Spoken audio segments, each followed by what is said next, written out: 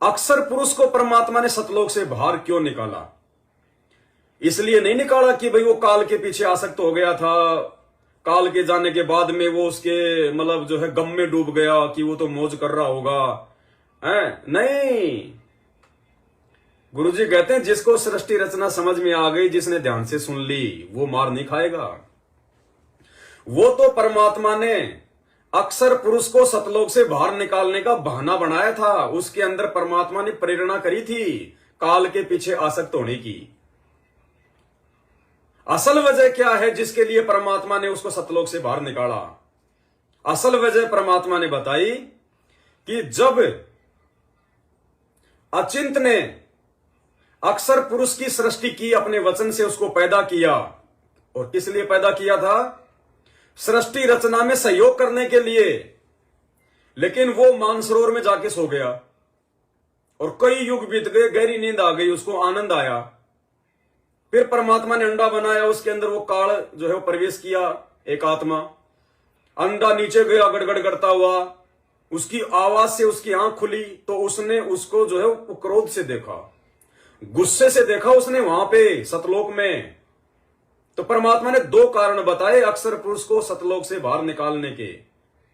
देखो जब भी दास हकीकत बोलता है ना, ये गुब्बारे छूटने लग जाते हैं। इस लाइव वीडियो में 3 बातें बहुत ज्यादा इंपॉर्टेंट आई थी और तीनों बातों के समय ये गुब्बारे छूटे थे, क्योंकि ज्यादातर भक्तों को इन बातों का नहीं पता है।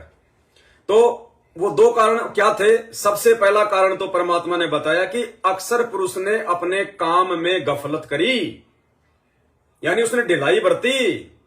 उसने उस हिसाब से काम नहीं किया जिस हिसाब से उसको जो अमल की पैदा किया गया था, उसको बनाया था। यानी सबसे पहला कारण अक्सर पुरुष ने सतलोक में अपने कार्य में गफलत की।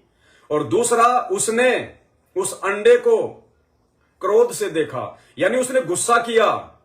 सतलोक में उसने गुस्सा किया, सतलोक में गुस्सा नहीं होता।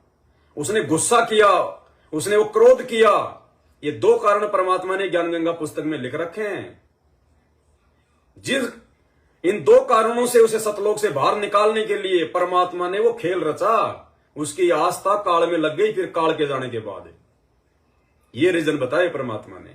तो भाई फिर दास कैसे अपने काम में गफलत कर सकता है ये ज्ञान होने के बाद में, कि जब परमात्मा ने अपने पुत्रों को नहीं बख्शा, तो भैया इस माया के द्वारा उत्पन्न आप और हम 2 कोटि के जीवों को परमात्मा कैसे बख्शेगा? यदि हमने उसके कार्य में गफलत कर दी तो वहां भी उसने परमात्मा के काम में गफलत की, क्योंकि परमात्मा ने सृष्टि रचना का काम सौंपा किसको? अचिंत को। अचिंत ने बनाया अक्सर पुरुष को, अक्सर पुरुष ने काम में कर दी जो है गफलत है। तो सच्चे भाई बहनों, इस बातों पे ध्यान दो। परमात्मा ने साथ संगति के लिए, भाई बहनों को जगाने के लिए, अपनी पहचान करवाने के लिए इस 2 कोड़ी के कुत्ते पवनदास को निमित्त बनाया। और पवनदास के जो मतलब सहयोग के रूप में परमात्मा ने आप भाई बहनों को, और आप यदि गफलत करोगे इन वीडियो को आगे शेयर करने में, भाई बहनों तक भेजने में, तो भाई ये गफलत में आ जाएगा।